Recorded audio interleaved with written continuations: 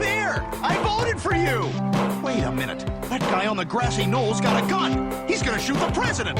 Holy smokes, I've got to do something. All right, Lee. Time to become an American hero.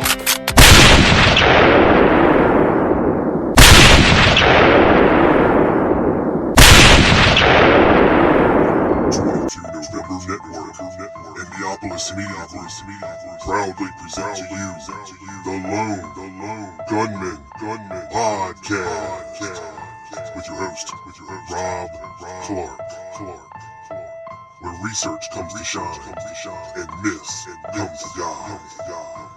Stay tuned, be right there.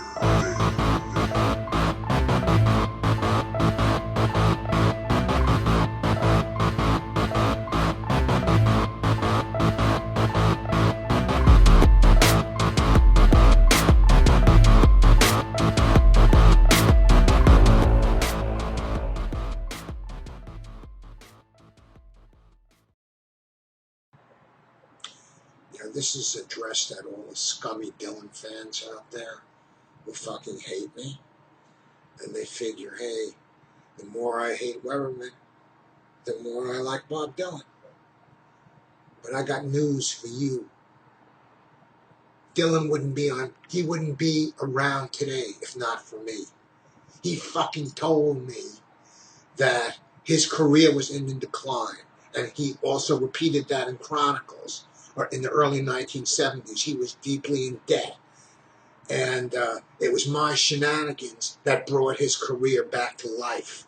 The possibility exists that without A.J. Weberman, Bob Dylan wouldn't be on his eternal tour like he's doing today. Okay? That's the reality of the situation. I revived his motherfucking career. And that's the bottom line. What's up, everybody, and welcome to episode number 106 of the Lone Gunman Podcast. I'm your host, Rob Clark, and this is the Oswald Code. Now, full disclosure, okay, I approached Alan Weberman to come on my show a couple months ago and to talk about his new book, the Oswald Code. I've had people ask me about it, questioning it, what I thought about it, so I approached him, because we're friends on Facebook. I said, hey man, would you like to come on the show and talk about your book? And the response I got back was, no, because you have Jew-hating 9/11 conspiracy theorists on your show. And I'm like, what? Okay, this is news to me. I'm like, who exactly are you referring to? And he didn't answer me. So I said back, I said, look, all that, I said, whatever you think, aside, I said, this is a Kennedy assassination podcast. Okay. I don't control what my guests think or what they might believe on their own time. I said, but that has never been discussed on this show. I assure you of that. And we won't get into that. I said, I don't promote any of that stuff on this show.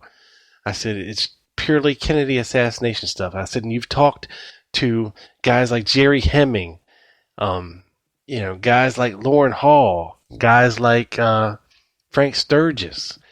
E. Howard Hunt sued you. I was like, you're a part of the assassination lore, history. You're a figure. You're a part of it. You got to meet all these people. It would be interesting to talk to you about your experiences and your new book, and generate some interest in it. And I got no response.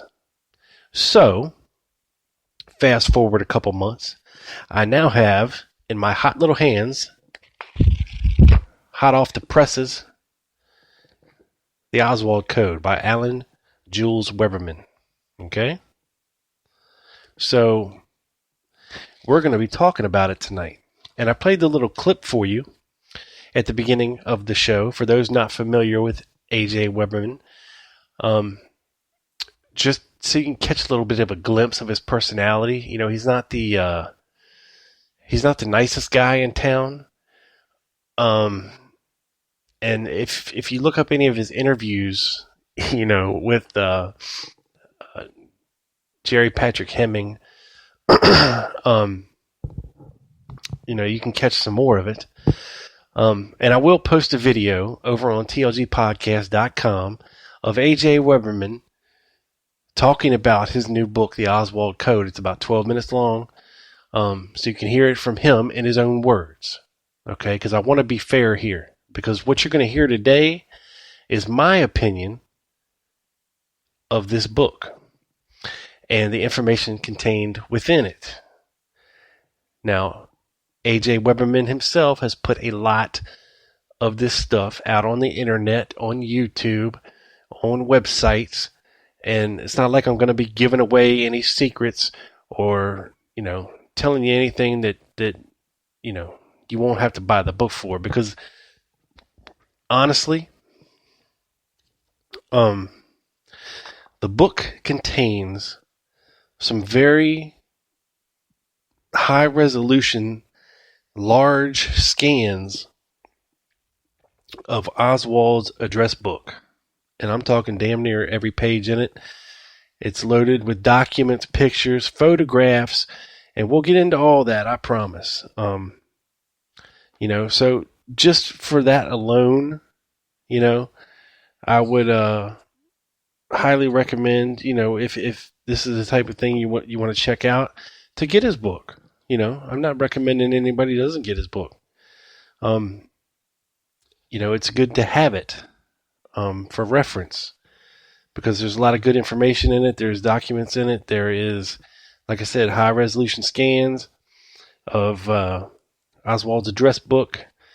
And if there's any clues in them, this is the best that you're ever going to see scans of Oswald's address book,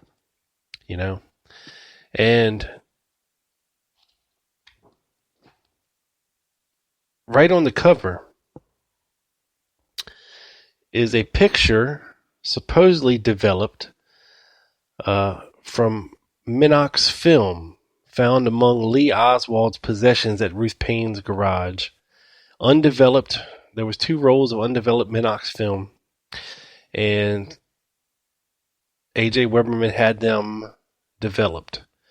And on the cover of this book, and this picture is on the internet and you can see it for yourself, is allegedly a photograph of Jerry Patrick Hemming on the right-hand side. And I'll put this photo up over on tlgpodcast.com so you can check it out for yourself. It is supposedly a picture of Jerry Patrick Hemming with a Filipino kind of between his legs with a garrote around his neck. And he's posing for a picture shirtless with a bunch of other Marines. And supposedly this came from Oswald's camera. Now, I will tell you this. If this picture came from these undeveloped rolls of Minox film found among Lee Oswald's possessions, and this is Jerry Hemming on the right-hand side. I mean, you can't see his face. It's just a profile. You can see the side of his face, side of his head. Then, that's interesting. And it's just hard to say. It's hard to make a positive identification on something like this with a profile picture. To me, the guy doesn't look big enough. But, because Jerry Hemming was 6'7". He was a big dude. Big dude. And in the picture, this figure appears to be maybe 6'3", 6'4". I don't know. But we'll get to that. And let me just read you the bio on the back of the book, in fairness.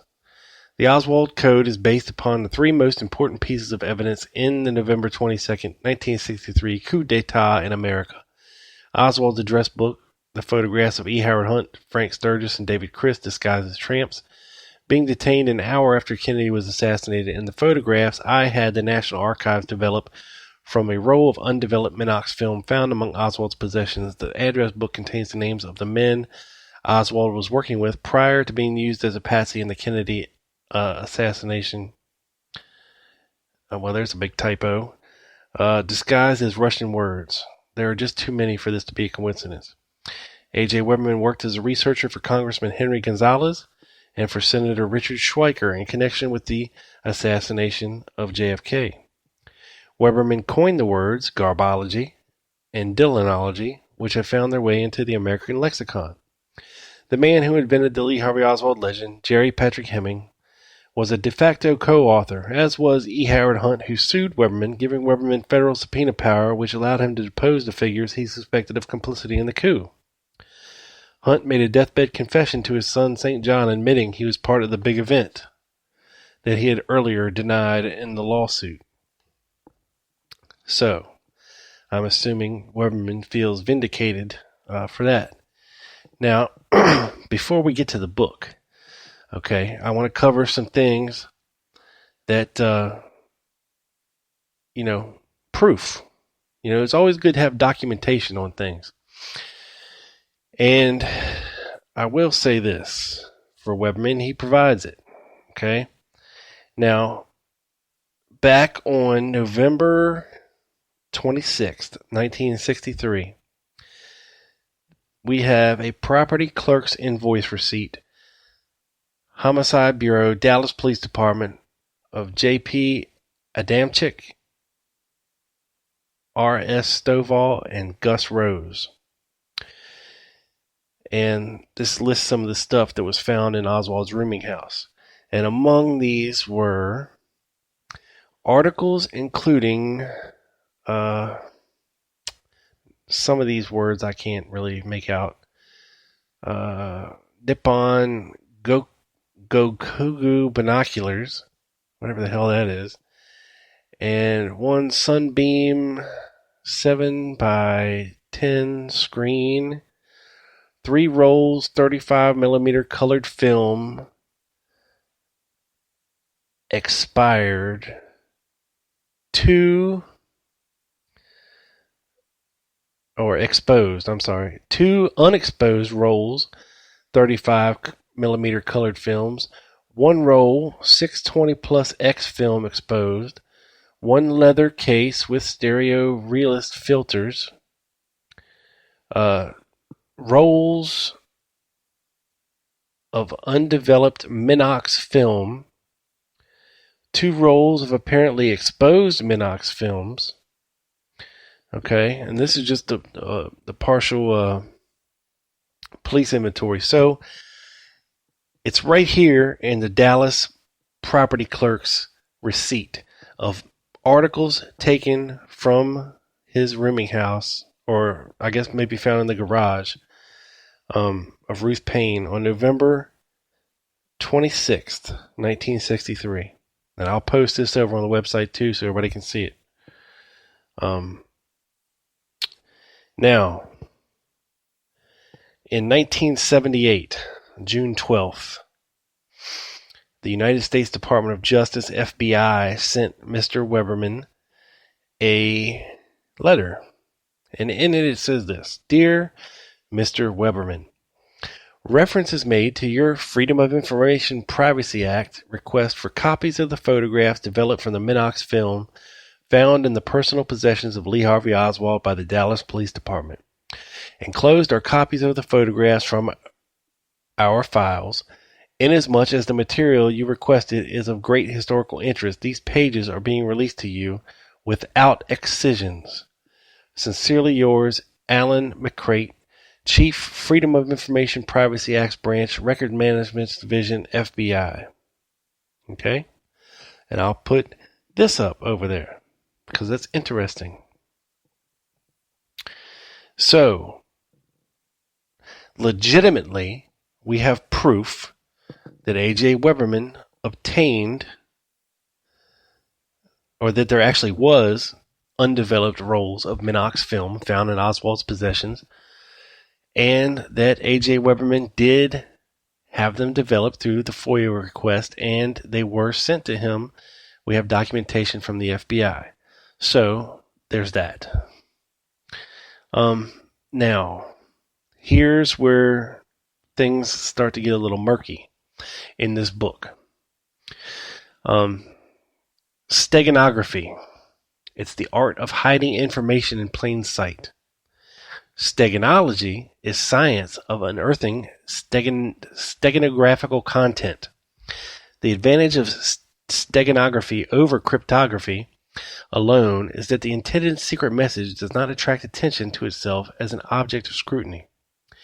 Oswald was adept at steganography and steganographically encoded the names of organizations and men he was covertly associating with prior to his being framed as the patsy and the crime of the century in his address book.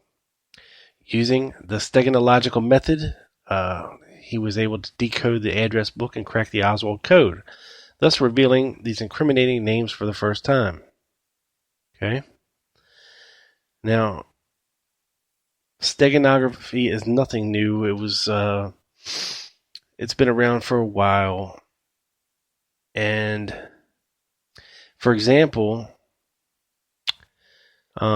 taking the second letter in each word, the following message emerged. I mean, if there's a message that says, apparently, neutrals' protest is thoroughly discounted and ignored. This man hard hit, blockade issue effects, pretext for embargo on byproducts, ejecting Suez and vegetable oils. So basically, you take this nonsensical message by some German spy in World War II, and you take the second letter in each word, the following message emerges. Pershing sails from New York, June 1st. So, it's a very complicated code-breaking method. Now, apparently, in 1968, Alan Weberman discovered steganographic images on the cover of Bob Dylan's John Wesley Harding LP. The cover contains superimposed hidden pictures. Okay? And supposedly he found it. He found a gunman pointing a rifle with a light-colored blade in the hat of the Native American on the cover. So if you look at the hat of the Native American on the cover, supposedly you can see a man, a little image of a man holding a gun. Now, some of this can be merely coincidence, pareidolia type stuff. But look, Weberman believes it. For example, he says the name Fiorini, Frank Sturgis's name before he changed it, appears in Oswald's address book. Okay, now in Oswald's address book, the passage says Russ dot, so it's a Russian abbreviation. Russ for foreign, Forin, comma, AA54. Okay, and then it says AMEP pass 1733, and then it says for radio, and then it has a box around something that says, it looks like ARINB,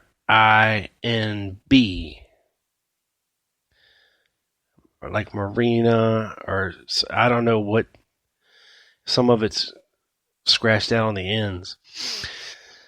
I mean, if you've ever looked at Oswald's address book, it's like a nonsensical mishmash of Russian stuff, notes, people's names, phone numbers, just nonsense. There's really no pattern to how he puts information in there or how things get recorded. Now, I will say this, that I definitely do not agree with A.J. Weberman when it comes to his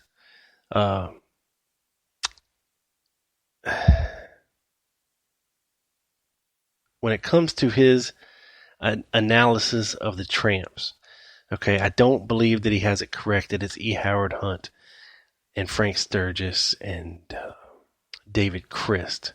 I can't get with that identification. These people just don't look anything like, what these people are alleged to look like. He has pictures of Frank Sturgis beside the tramp, and it's quite clear Frank Sturgis has a much larger, prominent chin.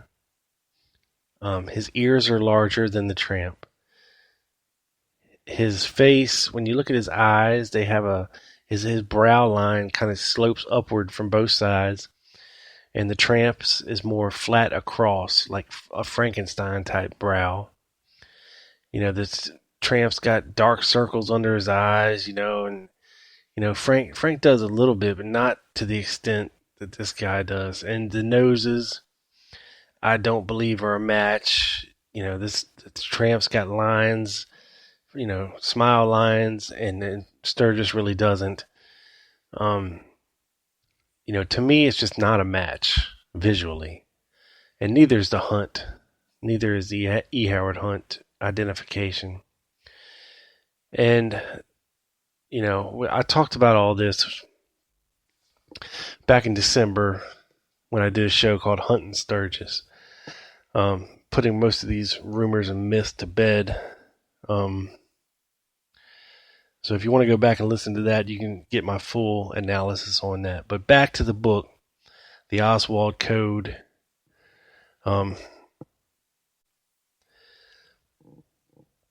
He says he finds all these names in the book, like Ann Egerter, like James Angleton, David Atlee Phillips, Frank Fiorini,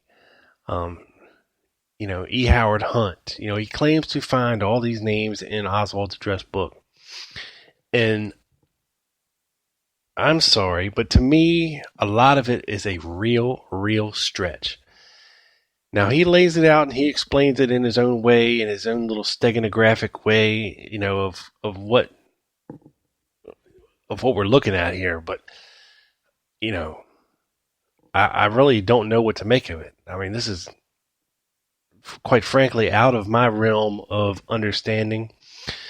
And to my untrained, mind and I don't see it. Is it close to Fiorini? Maybe. Is it... But, how would Oswald know who in the hell Ann Egerter is? Or James Angleton? I mean, it's kind of mind-blowing. And, of course, he says Jerry Hemming's name is in the address book. Now, we'll touch on, because one of the first things in the book that is introduced, and I will admit is interesting, okay, and probably the best part of the book, because most of the book is, of course, these figures that appear in Oswald's address book. Okay. But the first part is a little section about invisible ink. Okay. Now, let me read this to you. This is a note, an FBI note from 11/27/63 about item 373. This item is composed of miscellaneous Russian and American-made pharmaceuticals, a fever thermometer of Russian make, and 2 eyedroppers, and a German coin, 1 pfennig. Nothing unusual was found concerning these items. There are 31 samples of pharmaceuticals, each sample of which could be used to prepare and or develop a secret ink message. Now, this is from an official FBI memo saying this, okay? But how do they get there? Well, I will tell you. memo goes on to state, the 4 bottles of Pentide 400 by Squibb could be used to write or develop a secret ink message. And then there's a handwritten note on it that says all out, ? And not what are used in Cuba or Russia especially. Now, articles that were picked up at the suspect's house, 1026 North Beckley, by Turner, Potts, Moore, and Sinkle. Search warrant 295 issued by Judge David Johnston. 1 pair of black shoes, 1 pair of brown shoes, 1 pair of thong shoes, 1 portable radio, a Kai duct, 1 roll of wax paper, kitchen charm, several articles of clothing, towels, and washcloths, 1 pair of brown cotton gloves, 1 blue shaving kit, plastic-like cloth with zipper containing miscellaneous shaving articles, and 2 boxes of Pentide 400 flavored penicillin powder. Now, why is that important? Okay. Let's see. I'm going to try to read this. It's in handwriting. It's about concerning item 324. These are just FBI notes. It says nothing unusual of note about the book. Oh, I've already read that part of it.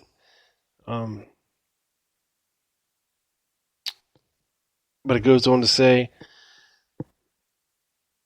papers 1 through 96, 113 through 176, 193 to 208, and 225 to 282 are printed on one kind of paper stock that fluoresces a light tan under UV light. Paper 97-112 exhibit a darker tan gray color when viewed similarly. Paper 177 through 192 and 209 through 224 fluoresce a brilliant blue-white.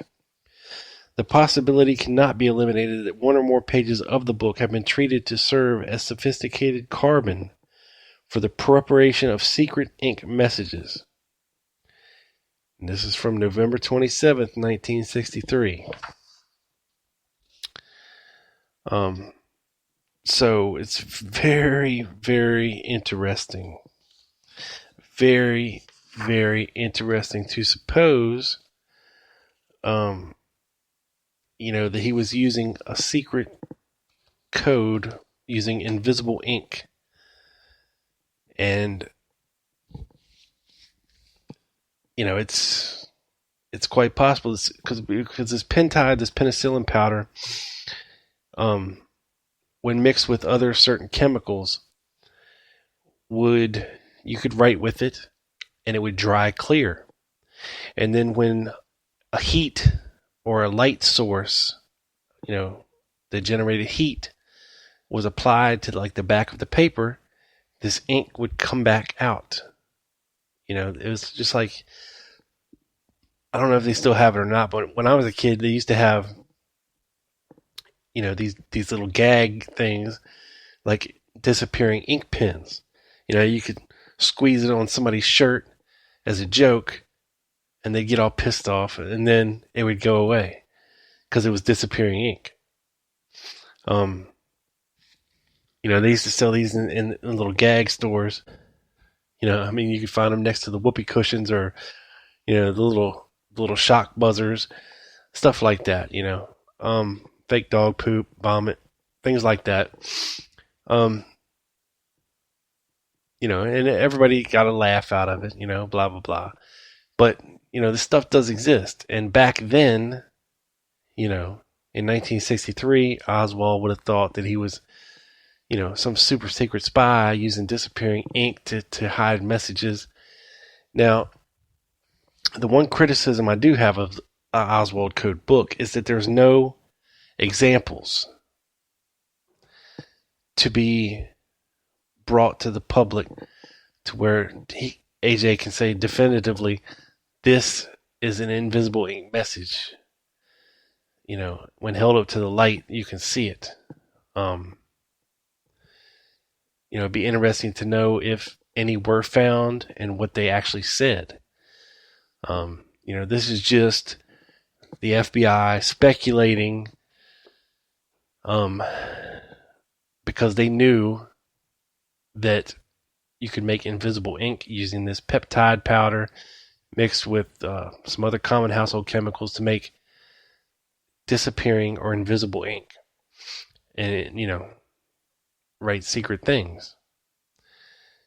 Now, I would also ask A.J. Weberman, okay, well, if he had the ability to use disappearing ink or invisible ink, then why the complex code?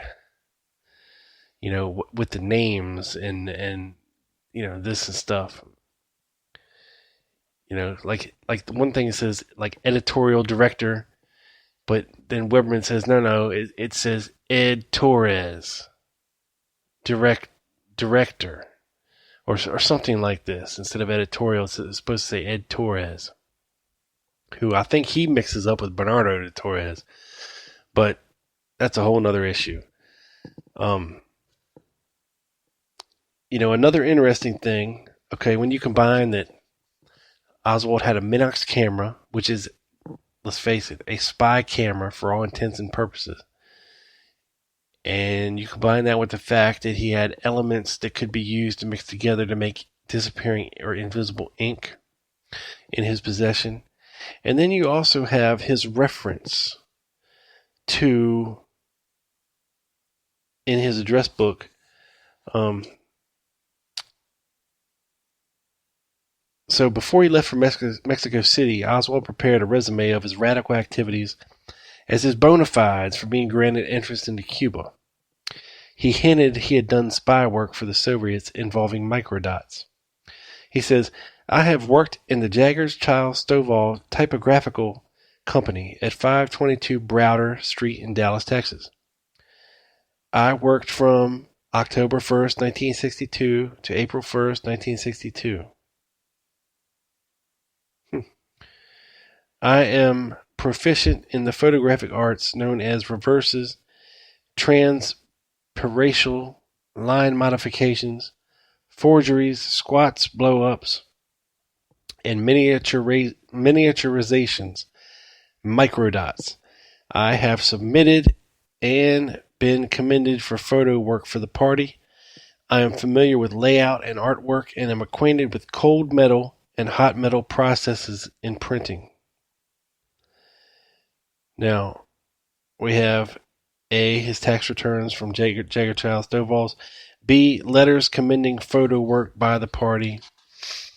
Now, Oswald's address book has the words microdots under Jaggers-Child Stovall's typography, the address, the phone number, and then it says microdots underneath of it. In October 1962, Oswald asked a fellow by the name of Dennis Ofstein, a guy who had been in the U.S. Army. He worked with the Jaggers-Child Stovall, if he knew what microdots were, and when Ofstein answered no, Oswald told him that microdots are used as a means whereby a page of anything can be reduced down to a size smaller than a postage stamp, so it could be concealed under a postage stamp and could be used in espionage operations. Now, in the book, Weberman states that Hemming said, it's like a reverse lithography work. I was raised in a darkroom. Arrangement of the lenses. Microdot is a super dense step beyond microfilm. So,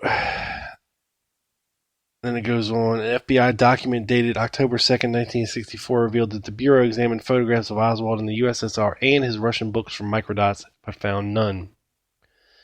Among Oswald's possessions, the Dallas Police Department discovered a pair of Russian binoculars. The binoculars could be reversed to shrink an image down, which is interesting. Okay? And this makes me laugh. I'm sorry. There's a picture of Frank Sturgis in his pajamas, and Weberman has it captioned, Frank's mom balls him out for killing Kennedy. He's like sipping a cup of tea. It's just, I don't know. Some of this stuff is way, way out there. Um, and like I said, the book is full of documents and stories, and it does contain some good information. It's just this whole code analysis thing. I just can't get behind this steganography or whatever the hell it's called. But like I said, there's a lot of good pictures, high quality photographs in here. Good stuff. And I'm not sure what to make out of a lot of it. Now,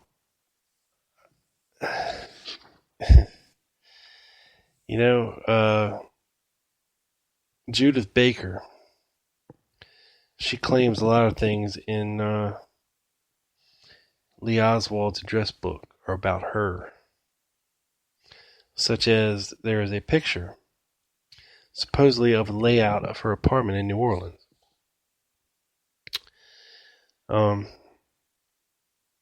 Now,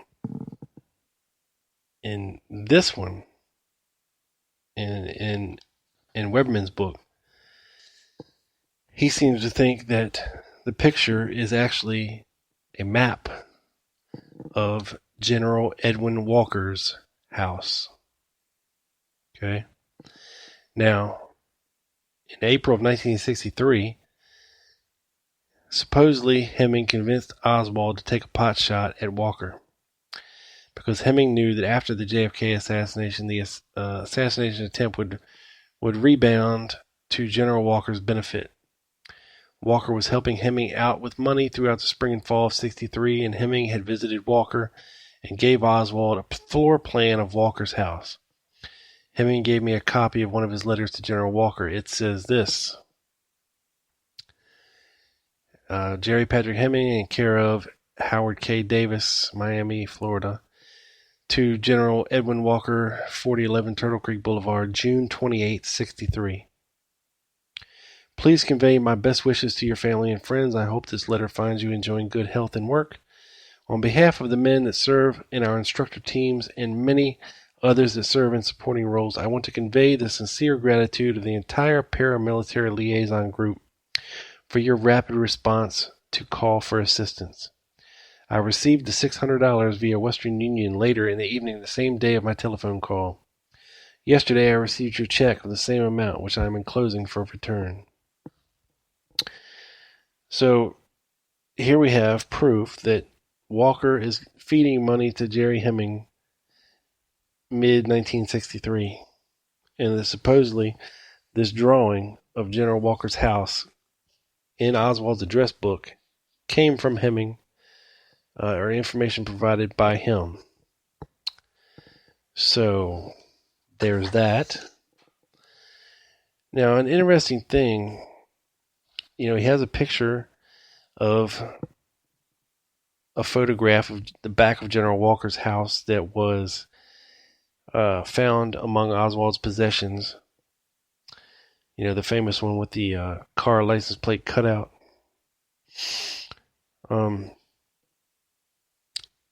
And it kind of does resemble a floor plan for the house, as they're looking at it. There's even two crossing line that adjoins it. It is the window and seemingly more detailed drawing. Next to the door to the back room is General Walker's desk, even on the drawing. So,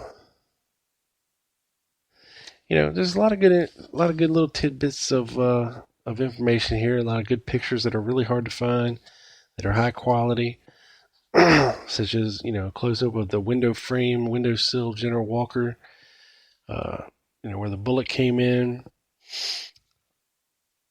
Now supposedly there's a notation in Oswald's address book that says gun 22. Now, he thinks this is referencing the 22nd of November. But there is many references to 22, and this is from the Russian part of his address book. It appears to be someone's name. There's no English whatsoever on this page except for what he says. It says gun. No, I don't. It could be anything, really. That's what I'm saying. When you're looking at some of this stuff, I have no clue what the hell I'm looking at.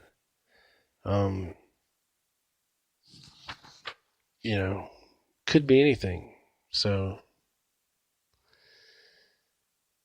but yeah, there's a lot of good stuff. There's an affidavit, sheriff's department, from two guys that said they saw somebody who was at least 6'6" or 6'7", over 250 pounds, walking with holding a rifle in a cloth gun or leather and cloth gun bag on the streets of Dallas on Commerce Street, indicating that possibly Hemming could have been in Dallas. So, a lot of good stuff in here. It's just the whole steganography part of it that I really can't get behind again. But I would recommend getting the book for the documents, for the pictures. It's just I wish he would have put all of the pictures that he got from the Minox camera in the book, because there's really only maybe 2 or 3 in the book. There's a cover photo. There's a picture of Oswald, supposedly in Russia, with a shotgun in front of him. There's a couple more of, beach scenes, like Filipino beach scenes. So, stuff like that. I wish there would have been more of those photos, but it is what it is. I'll let you guys decide. The book is a relatively quick read. It is a big, large size book.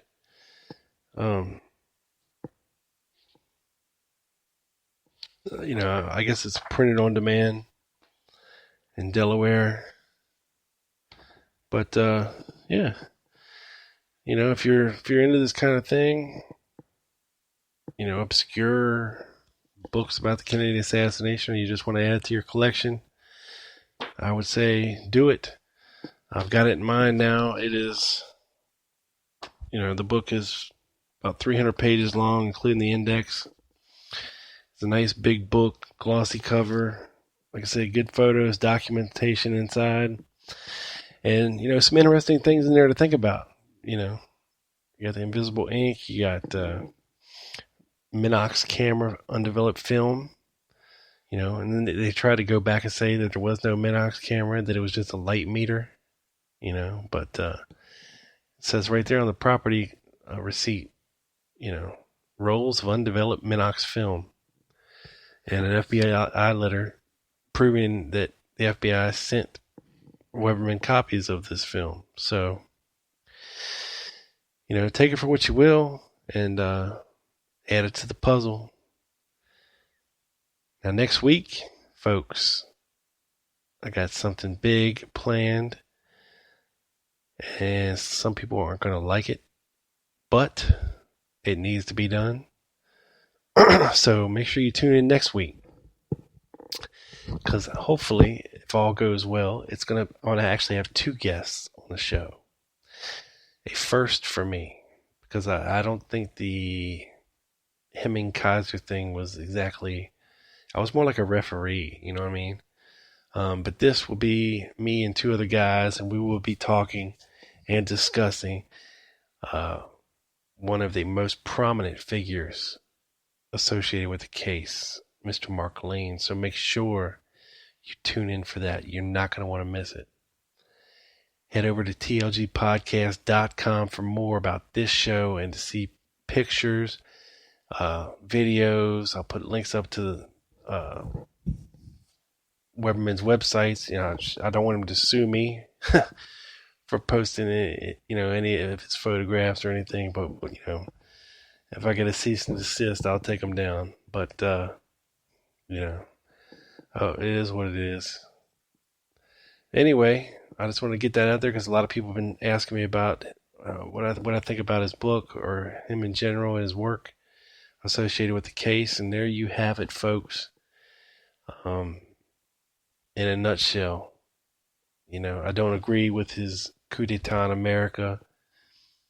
CIA did it. It's Hunt Sturgis assertions, and I'm not too sure about this book when it comes to the steganography part of it. But he does raise some interesting points, with what I mentioned, the Invisible Ink, the Minox film. I'm not sure about his Jerry Hemming identification in this film, but if it is him, it raises, of course, some additional questions that will need to be answered in the future. So, if anybody's got more information about this or you want to weigh in on it, feel free to shoot me a message, leave a message on the website, feel free to comment. And please, people, please, however you listen to this show, show me that you're listening, show me that you like it, hit the like button, give me a thumbs up, leave me a favorable review on iTunes. Okay, if you listen on Spreaker, click the little heart button. It just gets me exposure and gets the show more exposure, so more people see it and hear it. And hopefully soon I'll be on a new network, not a totally new one, but I'll hopefully be added to a new family of great podcasts in the near future, so be looking out for that. I guess that's it, people. This sumbitch is in the can, beamed up to the satellite, down directly to your ears. Till next time, peace.